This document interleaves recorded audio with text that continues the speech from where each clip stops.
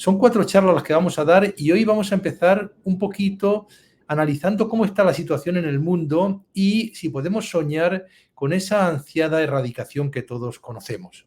Bien, en primer lugar, creo que todos conocen, pero no viene mal, recordar una serie de conceptos básicos, como por ejemplo de dónde viene esta palabra que ocupa la gran mayoría de nuestra práctica asistencial diaria, ¿no?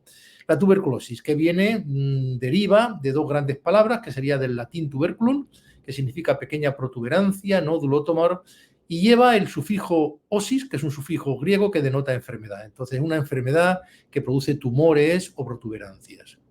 Desde el siglo XIII se le conoce como tisis. Tisis es una palabra que significa en griego, realmente significa tos, pero una tos que te acababa consumiendo. Y se llama por primera vez tuberculosis en el año 1839 por Schorley.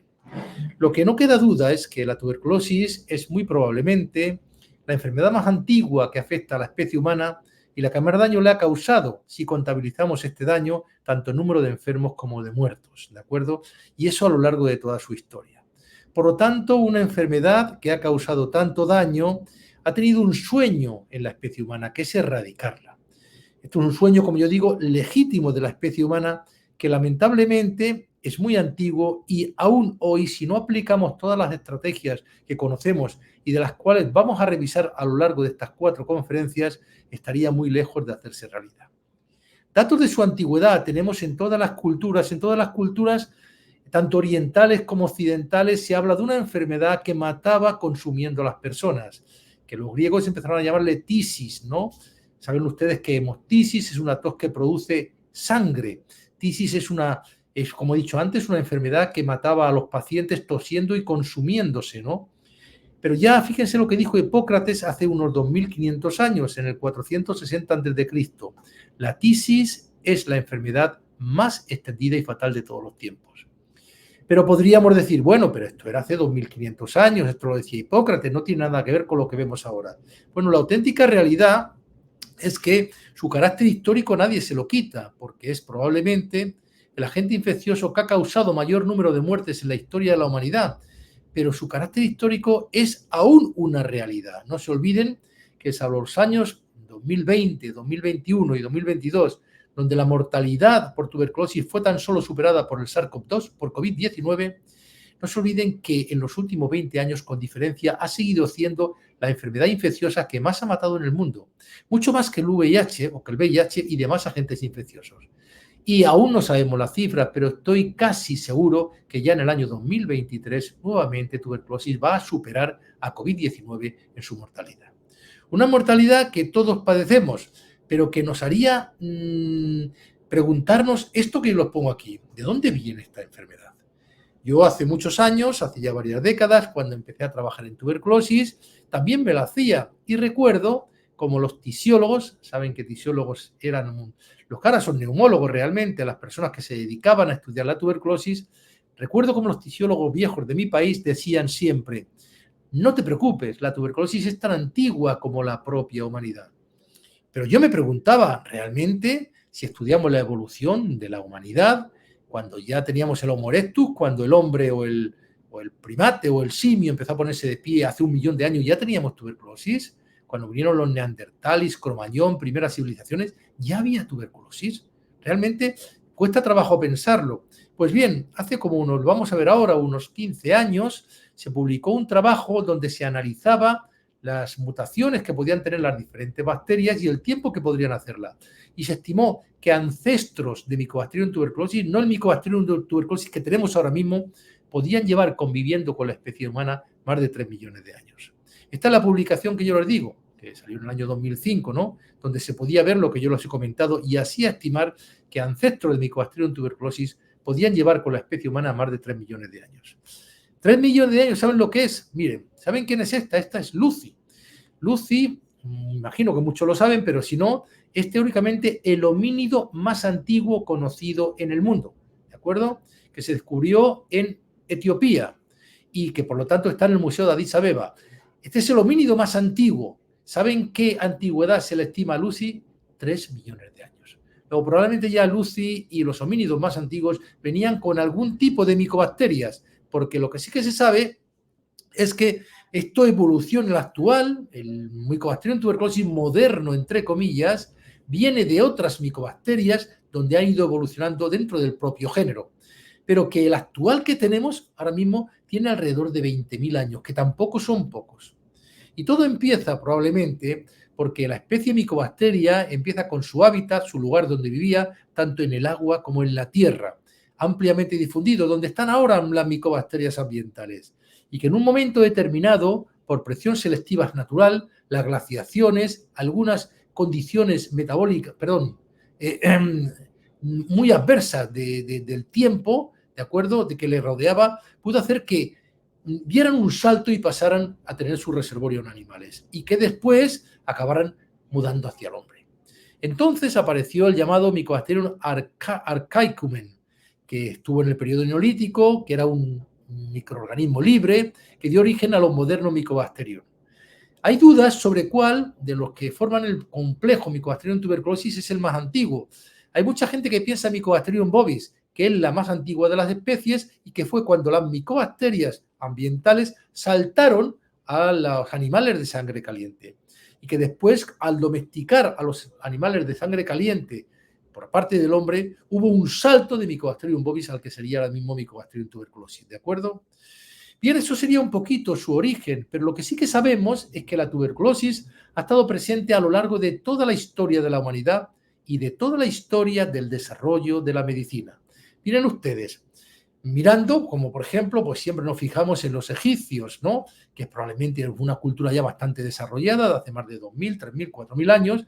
Miren ustedes que se estima o se piensa que Amenofis IV o Akenatón y su esposa Nefertitis, que eran un emperador y su mujer, Nefertiti significa en egipcio la huella que vino de más allá, ¿no?, murieron en el año 1360 a.C. de tuberculosis. Y lo que ven aquí a la izquierda, que lo están viendo aquí, es el papiro de Ebers, donde es un documento egipcio que si ustedes lo leen detenidamente, bueno, es una broma, pueden ver que está describiendo claramente un cuadro de tuberculosis. En este papiro de Ebers, que como digo es un documento médico egipcio del año 1550 a.C., se describe una consunción pulmonar asociada a adenopatías cervicales, o sea, que prácticamente era una tuberculosis. Podría ser la primera descripción del cuadro clínico de la tuberculosis pulmonar. Y así en todas las culturas. ¿Qué pasó con las sociedades primitivas de América? Pues bien, se sabe que en la cultura de Paracas, del año 750 a.C. al 100 después de Cristo, en América del Sur ya se encuentran las primeras evidencias de la enfermedad. Hay una momia que todos conocemos y que yo muestro a veces en mis cursos, de un niño inca del año 700 después de Cristo, donde se pudieron aislar muertas del bacilo tuberculoso. Y también hay varios estudios sobre esqueletos en California, en Nazca, en Perú, en Arizona, en Colombia, como veremos ahora, que confirman la enfermedad por todo el continente. Y le pongo ahí en rojo un poquito, nada más que para recordar que la tuberculosis ya existía antes de la llegada de los españoles. Porque con frecuencia los españoles nos culpan de muchos de los males que le pasan a América Latina y no andan desencaminados, no creo que me quiero disculpar. Pero realmente la tuberculosis estaba antes de que llegaran los españoles.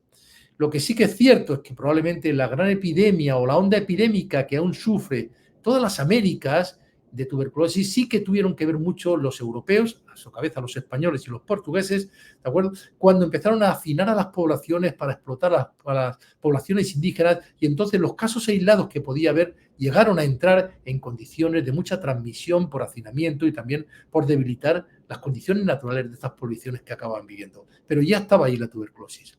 Esta es una publicación de Hugo Sotomayor, Javier Gudor y mi buena amiga Magnolia Arangos, donde se demuestra que había en una sociedad prehispánica guanche, había una momia, ¿de acuerdo?, que tenía presencia de tuberculosis vertebral, donde se le dieron genes con fracciones del ribosoma de Mycobacterium tuberculosis. Luego esto demuestra, como he dicho antes, la existencia de la tuberculosis también en la Colombia prehispánica. ¿Qué ocurrió en la Edad Media?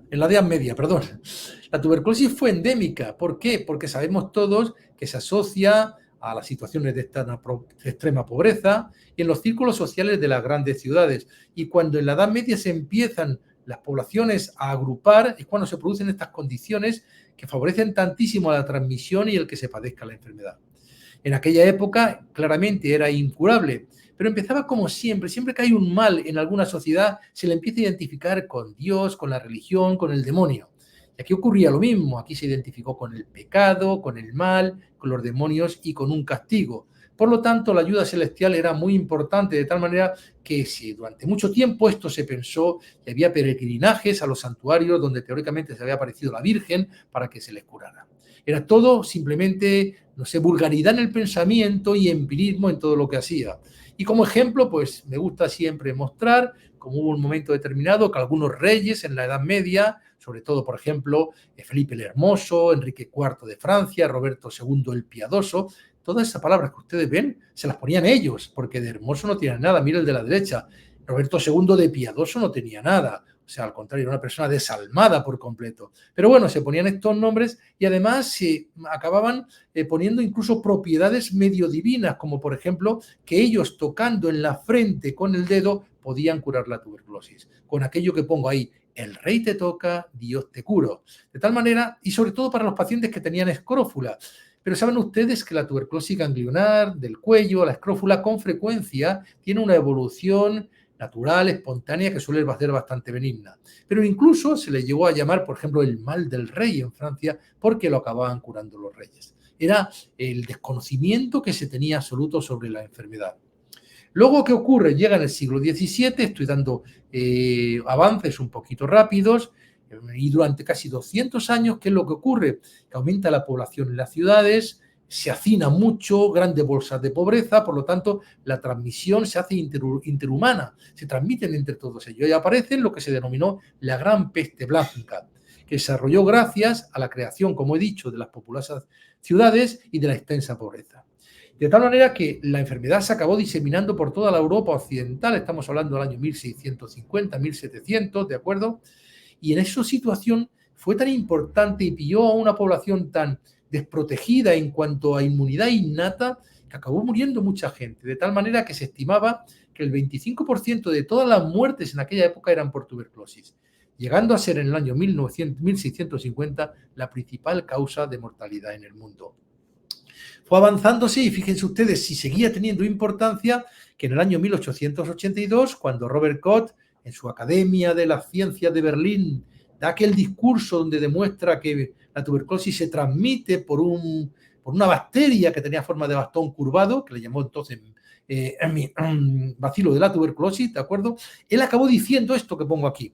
Si el número de víctimas que cobra una enfermedad fuera la media de su significancia, entonces todas las enfermedades, incluyendo las más temidas, tales como la peste bubónica y el cólera asiático, deberían colocarse muy por debajo de la tuberculosis. O sea, volvíamos a lo mismo, la enfermedad que más mata, ¿de acuerdo? Y de esta manera llegamos a lo que les he comentado antes, como aún en la actualidad, esto no es historia, sigue siendo la enfermedad que más mata. Y esto lo podemos ver claramente por todo lo que ha ido evolucionándose. De tal manera que en este repaso de la tuberculosis a través de la historia tenemos que concluir cómo la tuberculosis ha sido la enfermedad que más muertos le ha causado a la especie humana a lo largo de toda su historia. Y por eso ha sido motivo de estudio en todas las épocas y culturas. Un estudio además profundo, ¿no? A pesar de las limitaciones que había entonces.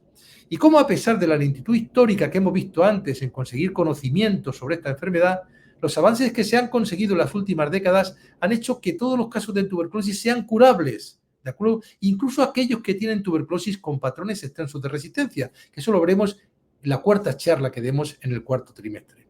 Sin embargo, sabemos que aún queda un camino importante por recorrer para conseguir la ansiada erradicación de esta devastadora enfermedad, pero sobre todo no solo por los conocimientos médicos que tengamos, que deberían ser mejores, sino por los conocimientos condicionantes sociales. ¿De acuerdo? Esto lo analizaremos después a lo largo de esta charla.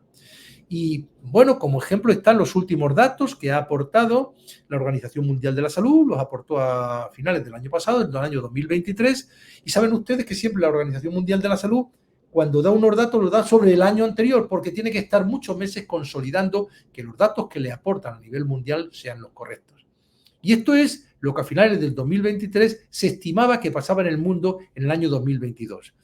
Seguían el tope del número de casos de tuberculosis, 10,6 millones, lo que supone, como veremos después, una tasa, 10,6 millones de casos estimados, no de casos notificados, que no es lo mismo, lo que supone un 133 por 100.000, de los cuales un 12% fueron en niños, un 33% en mujeres y un 55% en hombres.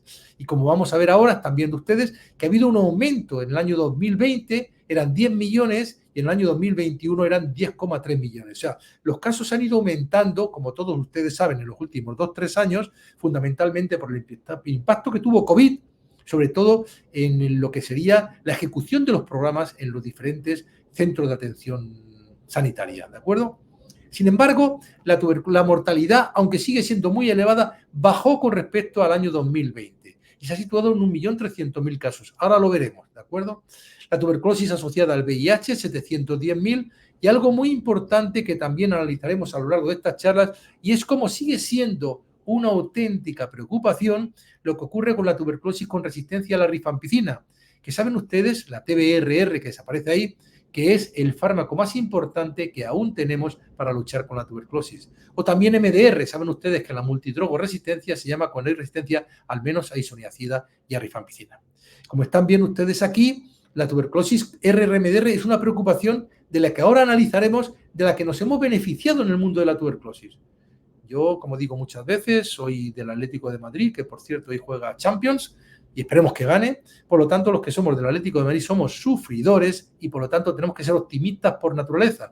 Y como digo, en este mala noticia que es la tuberculosis con resistencia a la rifampicina, hay que sacar la buena noticia que vamos a analizar después. Esto es lo que ha ocurrido o lo que sigue ocurriendo en el mundo.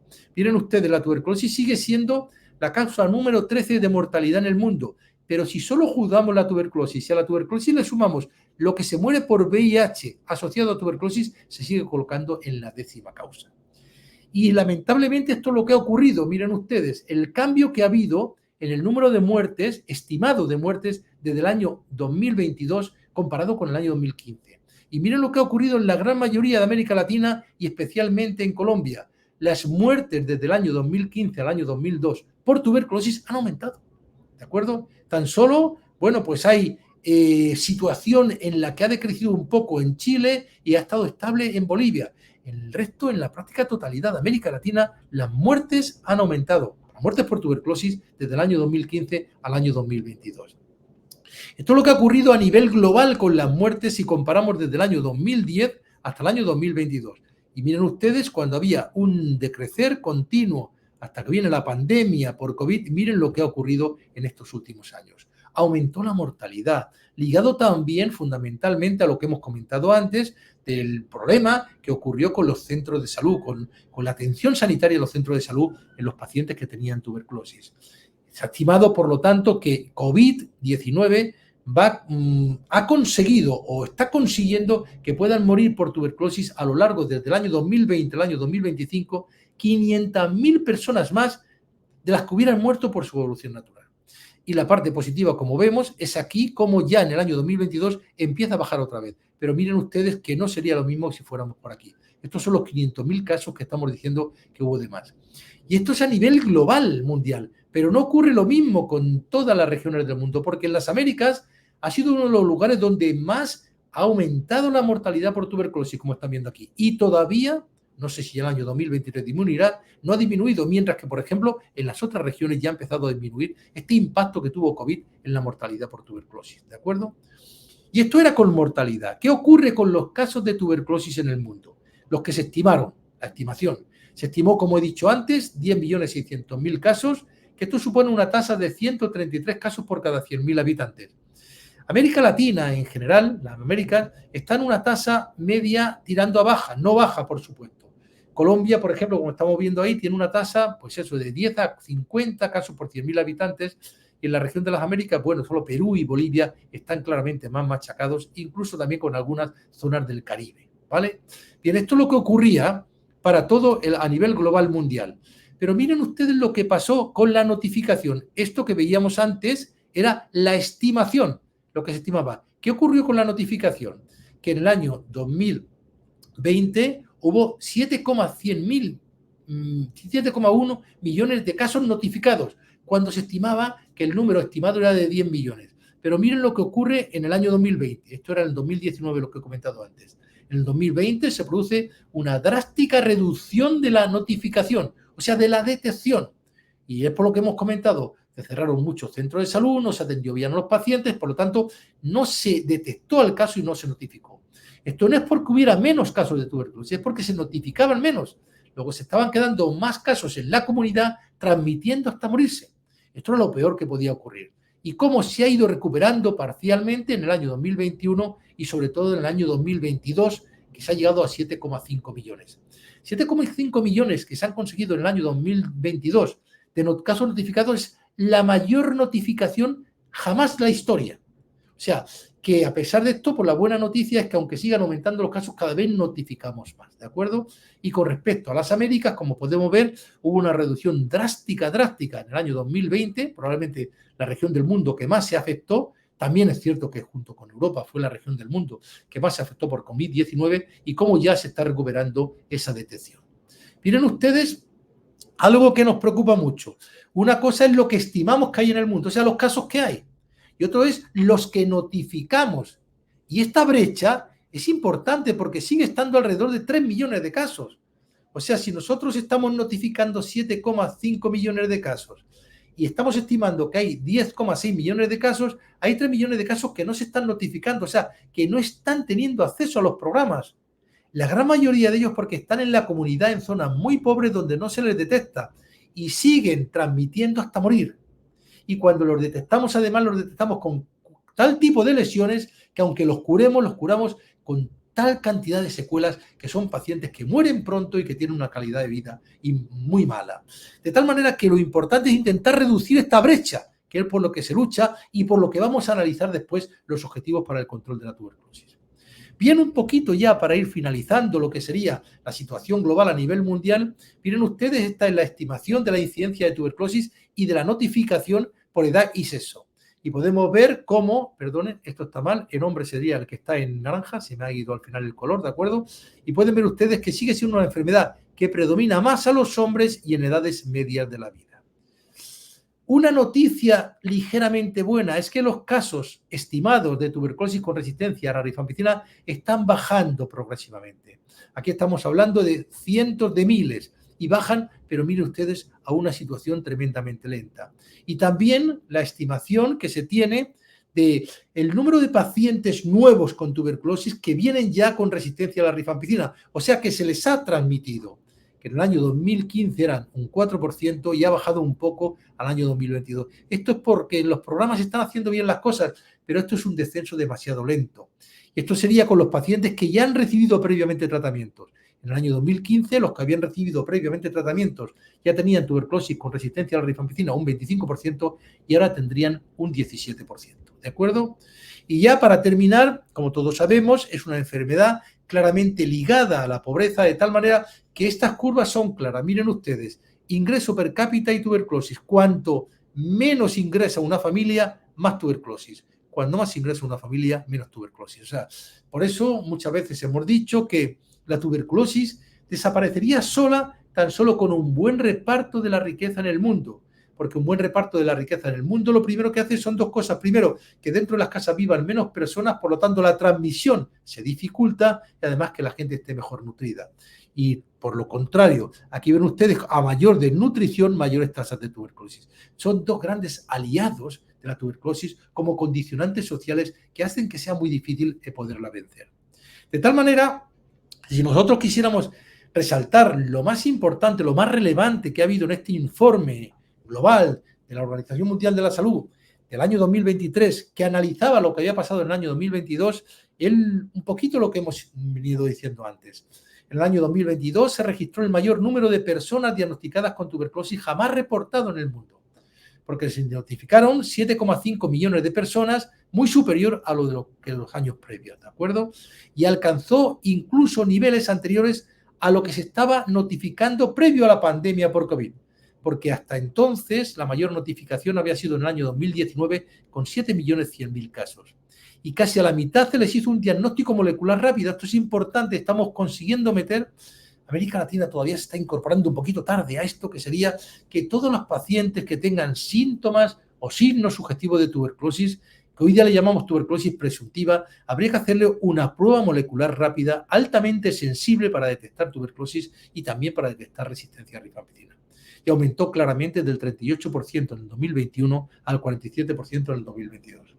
Que además, algo muy importante, entre el año 2018 y 2022, 34 millones de personas han sido tratadas en todo el mundo, lo que corresponde al 84% de los objetivos del desarrollo del milenio, que era de 40 millones. Y eso lo analizaremos también.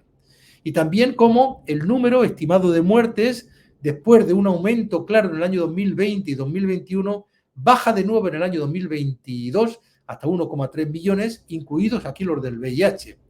Que la tendencia de las personas que se estima que han enfermado por tuberculosis en todo el mundo se ha estabilizado después de ese aumento notable que hubo después de la pandemia COVID. Y estas tendencias reflejan la recuperación lograda por los programas nacionales de tuberculosis de las interrupciones causadas por la pandemia de COVID-19. Esta es la situación. Como pueden ver, estamos bien lejos de poder conseguir su control. Vamos a ver los objetivos que tendríamos para controlar la enfermedad y de qué manera debemos fortalecer muchas de las estrategias que decimos. Hemos visto ya un poquito la historia, vamos con los objetivos. Miren, lo primero, tendríamos que analizar las definiciones y las metas que queremos alcanzar. Miren, se llama a los países que tienen menos de 100 casos por millón de habitantes, o lo que es lo mismo, menos de 10 por 100.000, que es lo mismo, es lo que se llama países con una baja incidencia. O sea, por ejemplo, Colombia y la gran mayoría de América Latina todavía no están en esta situación que deberían estar, que serían denominados países de baja incidencia, que son menos de 10 casos por cada 100.000 habitantes. Cuando consigamos esto, el siguiente paso sería el paso de la preeliminación, que en el año 2015 la Organización Mundial de la Salud se fijó como meta para el año 2035, que sería cuando hay menos de 10 casos por millón de habitantes, o lo que es lo mismo, menos de un caso por 100.000 habitantes. Y esto para conseguirlo, por supuesto, en los países con una baja incidencia. Para intentar conseguir el objetivo en el año 2050, que sería la eliminación, que se le llama eliminación menos de un caso por millón de habitantes. ¿De acuerdo? Esto sería lo que soñamos. ¿Y cuál fue la primera meta y los grandes objetivos? Primero, por supuesto, para poner fin a la epidemia mundial de la tuberculosis, para el año 2035 conseguir dos objetivos. Primero, reducir un 95% las muertes con respecto a las que había en el año 2015. O sea, en el año 2035 reducir un 95% con respecto a las que hubo en el 2015. Y un segundo, reducir un 90% el número de enfermos con respecto a los de 2015. 95-90, ¿de acuerdo? Para intentar conseguir en el año 2035 que todos los países estén en lo que llamamos países de baja incidencia, que son menos de 10 casos por 100.000 habitantes. Y todo ello para intentar llegar al año 2050 con lo que se llamaría la estrategia de los 3 ceros o un mundo libre de tuberculosis. 0 muertes por tuberculosis, 0 casos por tuberculosis y 0 sufrimientos por tuberculosis. Estos serían los objetivos que se marcaban. Miren ustedes, la reducción en el número de muertes para el año 2020 con respecto al 2015, recuerden, un 35%, para el año 2025 un 75%, el 2030 un 90%, para conseguir ese primer gran objetivo que hemos dicho, reducir la mortalidad un 95%. Para el número de enfermos, un 20% en el 2020, un 50% en el 2025, un 80% en el 2030 y un 90% en el 2035. Recuerden, 95% en reducción de muertes, 90% en reducción de enfermos. Y miren, esto sería, estamos ya a las puertas, el año que viene es el 2025, lo que deberíamos estar consiguiendo. Y por lo que hemos analizado antes, ya vemos que estamos muy lejos de conseguirlo, porque no solo, por lo menos en las Américas, se está reduciendo la mortalidad por tuberculosis, ¿de acuerdo? Sino que incluso está aumentando. Y COVID-19 tiene un impacto también sobre aumentarlo. Luego, estas reducciones estamos muy lejos de conseguirlas. Y quiero que lo analicemos tan solo en esta diapositiva que vemos aquí. Miren, en la tasa de incidencia, que sería el número de enfermos, ¿de acuerdo?, que se intentaba conseguir para el año 2025 un 50%, recuerdan aquí, un 50% en el número de enfermos, ¿de acuerdo? Tan solo se está consiguiendo un 8,7%. O sea, muy lejos. Tenemos que, no sé, progresar mucho desde el 2025 al 2035 para intentar conseguir la meta. En el año 2025 se pensaba reducir las muertes con respecto al año 2015 un 75%. Recuérdenlo aquí, un 75%, ¿de acuerdo? Bien, pues tan solo se han reducido un 19% a nivel global, que en las Américas ni siquiera se ha conseguido esto, ¿de acuerdo? Y en el tema de cero costes catastróficos estamos en un 49%. Por lo tanto, como estamos viendo ahora mismo, se está muy lejos de conseguir las estrategias que estamos viendo. Y ya no digamos con lo que sería las metas para el tratamiento de la tuberculosis en niños, la MDR, que no voy a analizarla aquí para que no se nos vaya mucho el tiempo. Para conseguir esta preeliminación y luego la eliminación, la Organización Mundial de la Salud se ha marcado 10 grandes indicadores para conseguir. Aquí lo están viendo ustedes. El primero, cobertura de tratamiento para la tuberculosis debería ser mayor del 90%, o lo que es lo mismo, que entren a tratamiento más del 90% de los casos que se estima que hay en la comunidad. Segundo, porcentaje de éxito de tratamiento más de un 90%, o lo que es lo mismo, que se curen más del 90% de los que entran a tratamiento. Tercero, porcentaje de familias afectadas que se enfrentan a costes catastróficos debido a la tuberculosis, 0%. Estamos todavía en un 50% a nivel global. Cuarto, porcentaje de pacientes nuevos que fueron diagnosticados mediante test rápidos recomendados por la OMS, más del 90%. Estamos en un 50%. Cobertura de tratamiento para la infección latente por tuberculosis, más del 90%. Muchos países no tienen ni siquiera datos. Cobertura en investigación de contacto, más del 90%. Lo mismo que he comentado antes. Cobertura de pacientes de tuberculosis con resultados de sensibilidad de medicamentos, 100%. Estamos en un 50%. Cobertura de tratamiento con nuevos medicamentos, más del 90%. Aquí se está avanzando mucho, pero aún estamos lejos de la realidad. Porcentaje de pacientes de tuberculosis con estado de VIH conocido, más del 90%. Creo que es el único que se está consiguiendo en la actualidad, que está por encima del 90%. Y letalidad por tuberculosis. Pero como no quiero analizar todo detenidamente, porque sería incluso un poquito aburrido y se nos iría mucho la charla, sí quiero fijarme en los dos más importantes. Recuerden, cobertura de tratamiento para tuberculosis mayor del 90%. O lo que es lo mismo, que entren a tratamiento más del 90% de los pacientes que se estima que hay en la comunidad. Y luego, segundo, porcentaje de éxito, o sea, que se curen más del 90% de los que entran. O sea, que entren a tratamiento más del 90% y que se curen más del 90% de los que entran. Y esta sería la pregunta. ¿Cómo se están cumpliendo estos objetivos de más del 90% que entren a tratamiento y más del 90% que se curen para los casos de tuberculosis a nivel global mundial, ¿de acuerdo? O en las Américas y en Colombia. Miren ustedes, esto es lo que realmente teníamos en el año 2022. Se estimó que en el mundo había 10.600.000 casos, lo hemos dicho antes, pero se notificaron solo 7,5 millones. Si asumimos que todos los casos notificados entraron a tratamiento, que ya es mucho asumir, esto supone un 71%. Conclusión, estamos muy lejos del 90%. Para las Américas es un 74%, porque tan solo entraron a tratamiento 259.975 de los 325.000 estimados. Y para Colombia aún más bajo, porque tan solo entraron a tratamiento 17.293 de los 25.000 estimados. Luego, como podemos ver, aquí estamos bastante lejos de conseguir ese primer y uno de los más importantes objetivos. Y luego recuerden, el segundo sería tratamiento exitoso, que sería que se curen más del 90% de los que entran. Y aquí sí que a nivel global se está muy cerca, un 88%, aunque para los pacientes con VIH está todavía algo más lejos, 79%. Pero esto es a nivel global mundial, esto no ocurre lo mismo en las Américas. En las Américas tan solo se está consiguiendo un tratamiento exitoso en el 72%, también bastante lejos de lo que sería el 90%. Y en Colombia algo parecido, disminuyendo también notablemente los pacientes con VIH. Por lo tanto, ahora mismo la primera prioridad para controlar la tuberculosis es fortalecer los programas con los recursos que tenemos en la actualidad y asegurar, por lo tanto, un buen manejo de los casos iniciales de tuberculosis, lo que siempre se llamó un TOS de calidad. Porque en la actualidad, aunque las tasas de curación de casos nuevos a nivel global están en un 88%, perdón, por lo tanto se acercan al 90%, esto no es lo mismo para las Américas, que están en un 72%, y para Colombia en un 73%. Esto respecto a la curación, que a nivel global mundial casi se está consiguiendo, pero no en las Américas. Pero la tasa de detección en todos los lugares del mundo está muy lejos, alrededor del 71%. Por lo tanto, aún queda bastante camino para realizar un buen manejo de los casos iniciales con los recursos que tenemos, que nos acerca al control de la tuberculosis y que pueda prevenir el seguir generando casos de tuberculosis drogoresistente por mal manejo de los casos. ¿Vale? Esto sería con los casos globales de tuberculosis. Pero vamos a analizar algo que es auténticamente doloroso, que es penoso, que es para echarse a llorar. ¿Qué está pasando con estos objetivos de entrar a tratamiento más del 90% y que se curen más del 90% de los casos de tuberculosis con RR, con resistencia a la rifampicina, tanto en el mundo como en las Américas como en Colombia? Bien, miren, a nivel global mundial, lo hemos dicho antes, se estimaba que hubo alrededor de 410.000 casos de tuberculosis con resistencia a la rifampicina.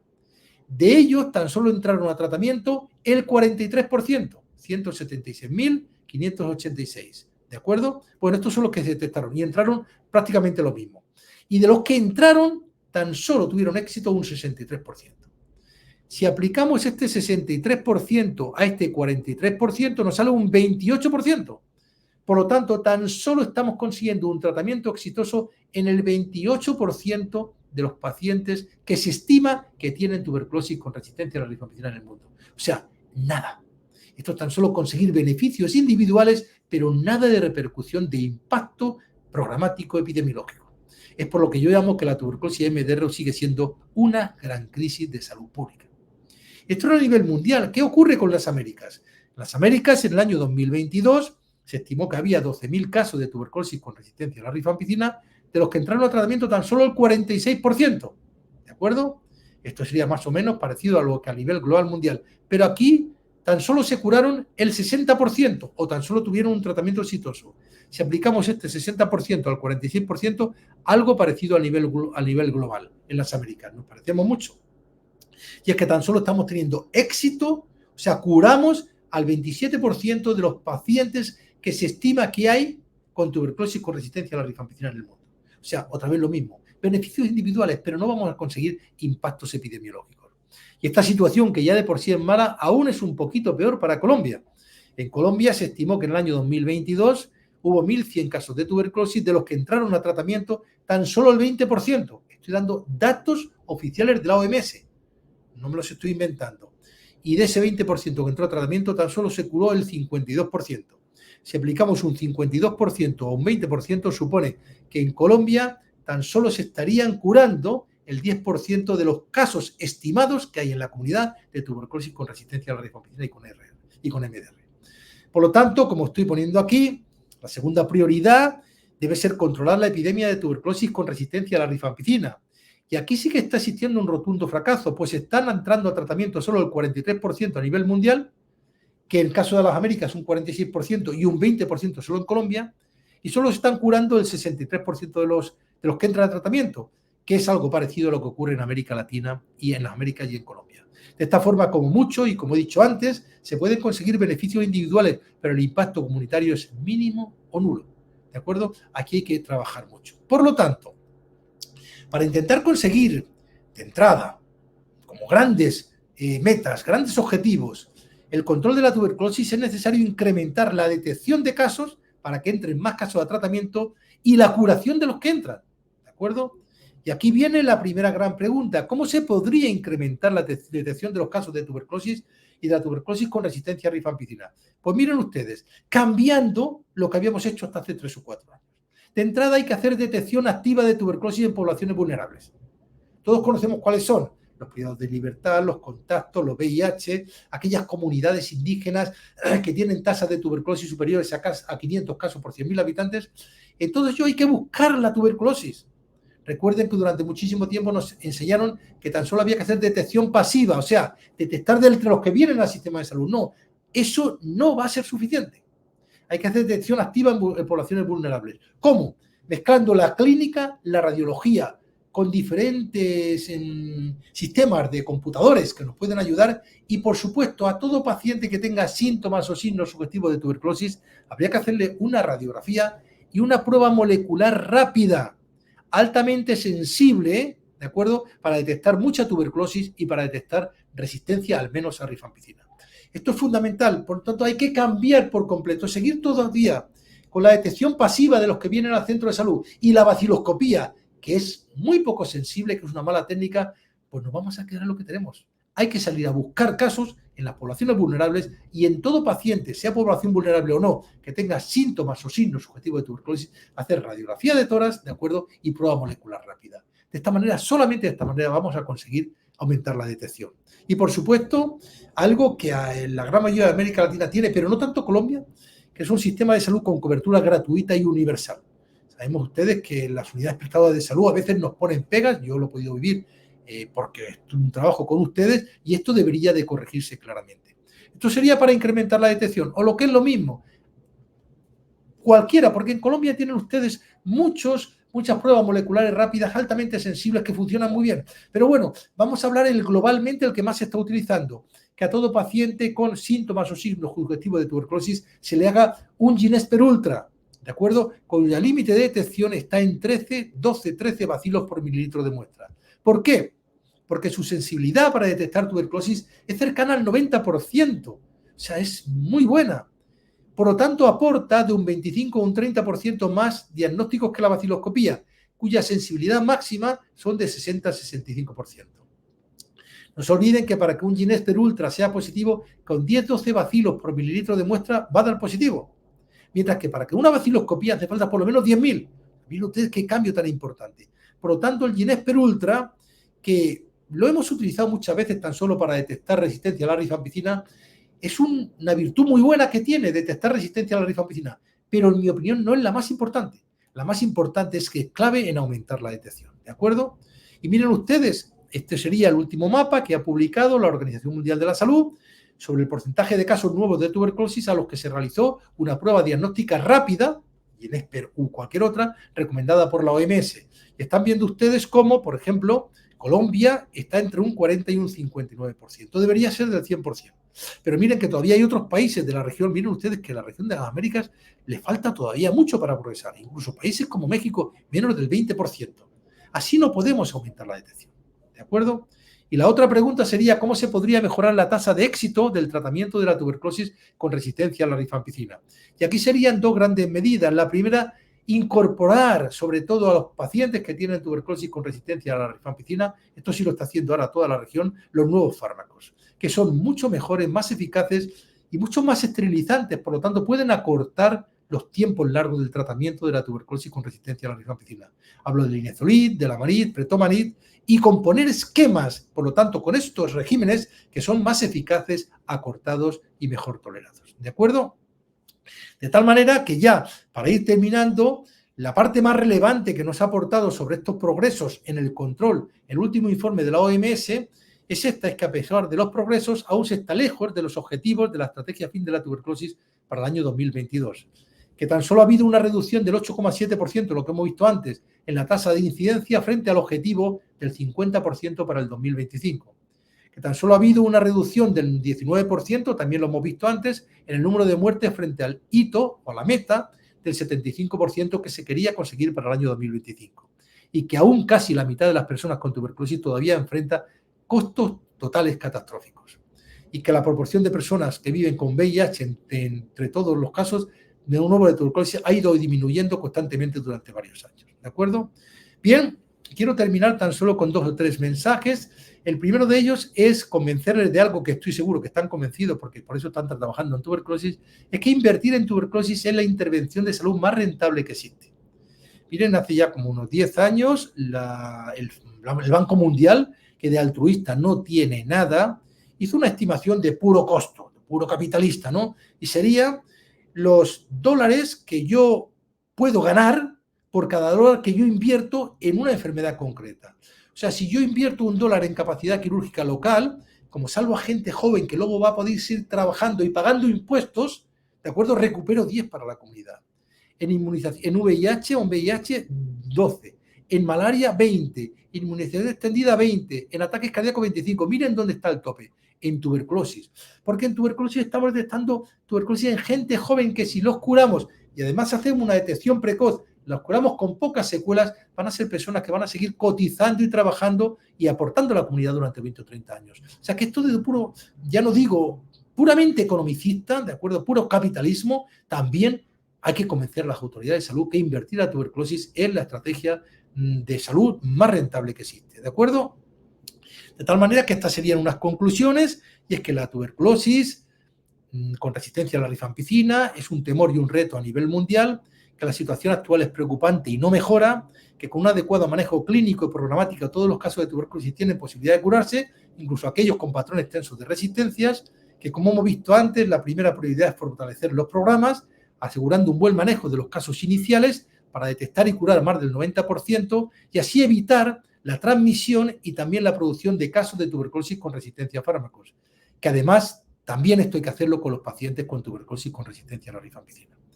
Pues esto es una colaboración que estamos haciendo con Alosa TV Academy, creo que muchos de ustedes ya lo conocen. Esto es una organización sin ánimo de lucro que se creó hace ya unos 3 años con el ánimo de ayudar en el camino de la eliminación de la tuberculosis. Como digo, es una organización sin ánimo de lucro creada para apoyar a los programas nacionales de tuberculosis y las organizaciones que les apoyan con 3 objetivos prioritarios. Primero, desarrollar planes intensivos de entrenamiento. En Colombia hemos dado varios el año pasado, de acuerdo, cubriendo todos los campos de la tuberculosis y todos los niveles de atención, incluyendo pacientes y sus asociaciones. Proveer asistencia técnica, tanto presencial como virtual en línea, también en todos los campos de la tuberculosis, incluyendo el apoyo en las decisiones clínicas de los pacientes más complejos y apoyo en el desarrollo de los proyectos de investigación. Para ello, en la actualidad, el grupo de expertos, el grupo de consultores, son más de 100, que todos son médicos especialistas de un alto nivel de conocimientos y otro personal sanitario, enfermeras, incluso pacientes, que tienen un buen nivel de conocimiento del campo que les toca de su enfermedad y que todos tienen una buena capacidad docente y que pertenecen a más de 50 países y que, como digo, son consultores o colaboradores. De tal manera que hemos apoyado a más de 45 países en los últimos 2 años. Con respecto a los cursos disponibles, aquí los tienen todos, son muchos, de epidemiología y control de la tuberculosis, que cada año damos ahora del 6 al 10 de mayo. Del próximo mes daremos un curso internacional para la región de América Latina sobre epidemiología y control de la tuberculosis, de manejo clínico y programático de la tuberculosis con sensibilidad y resistencia a fármacos, que también damos cada año un curso internacional, este año será en octubre para la región de América Latina y lo damos también en muchos países de la región. Manejo clínico de casos complicados de tuberculosis para médicos especialistas, puro caso complicado, de TB y VIH, TB en niños y adolescentes, TB y COVID-19, TB y diabetes, diagnóstico y tratamiento de la tuberculosis latente, manejo de reacciones adversas a fármacos antituberculosos, control de infección en tuberculosis, tuberculosis para enfermeros y otro personal sanitario, tuberculosis para pacientes y sus asociaciones, tuberculosis para personal de laboratorio, investigación operacional en tuberculosis, algo muy novedoso y de lo que tenemos bastante experiencia, que es manejo clínico de las enfermedades producidas por Mycobacterium tuberculosis, y uno que hemos incorporado recientemente, que es el manejo clínico de los pacientes después de curar la tuberculosis, lo que llamamos el post-TB disease. ¿De acuerdo? Con respecto a los cursos, estos cursos los hay disponibles de varias duración, 2, 3, 4, 5, 8, 10 o 14 días, y en prácticamente todos los idiomas, porque tenemos consultores que hablan todos estos idiomas: inglés, francés, español, portugués, italiano, ruso, que pone ruo, alemán, chino, indio y árabe. Y en modalidad presencial, que hemos dado el año pasado 4 en Colombia, por ejemplo, o virtual en línea, como los que estamos dando en la actualidad los internacionales para América Latina. Y los cursos se adaptan porque son, aunque el contenido es muy parecido, adaptamos para que todos ellos puedan ser lo más eficaces y puedan transmitir al máximo los conocimientos. En la asistencia técnica, apoyamos en la implementación de estrategias para el fin de la tuberculosis, el NTV, en la implementación también de estrategias para apoyar en el camino de la eliminación de la tuberculosis, apoyo a estrategias nacionales para el manejo de los casos de pacientes con tuberculosis con drogresistencia, apoyo últimamente en la implementación de regímenes acortados tanto para el tratamiento preventivo de la tuberculosis, el TPT, de la tuberculosis sensible, de la tuberculosis resistente con regímenes cortos, evaluación y apoyo a la Red Nacional de Laboratorios de la Tuberculosis, preparación de guías y manuales internacionales y nacionales y en desarrollo de protocolos de investigación. Y, por supuesto, bueno, yo creo que muchos de ustedes conocen, contesto en menos de 24 horas todos los casos, por muy complicados que sean, que nos envíen de todas estas dificultades diagnósticas, pacientes con patrones extensos de resistencia, reacciones adversas, TB-VIH, TB-COVID, TB-diabetes, TB y otras morbilidades, formas complicadas en niños, manejo de Mycobacterium no tuberculosas y ahora muy recientemente tenemos bastante sobre manejo de pacientes con secuelas después de curar la tuberculosis. Ya para terminar, dentro de lo que sería el campo de la investigación, apoyamos en la investigación operacional, en desarrollar ensayos clínicos aleatorizados o randomizados y otro proyecto de investigación. Bueno, quiero despedirme dando las gracias de nuevo a Pansy Scientific y a Mauricio González por haber hecho posible que hayamos empezado por esta primera de 4 charlas, que es la que hemos dado ahora mismo, y que se van a seguir. Esta es la situación de la tuberculosis en el mundo y objetivos para su control, con una segunda que daremos el 19 de junio, también un miércoles, como digamos serían las sesiones de los miércoles. Aquí vamos a hablar de algo que nos preocupa mucho, que es el diagnóstico y el tratamiento de la tuberculosis latente. Luego después, El 11 de septiembre daremos la tercera, es una por trimestre, que sería aquí ya actualización en el diagnóstico de la tuberculosis, incluyendo tuberculosis con resistencia a fármacos. Y la última, que la daremos el miércoles 11 de diciembre, sobre actualización en el diagnóstico de la tuberculosis, incluyendo tuberculosis con resistencia a fármacos.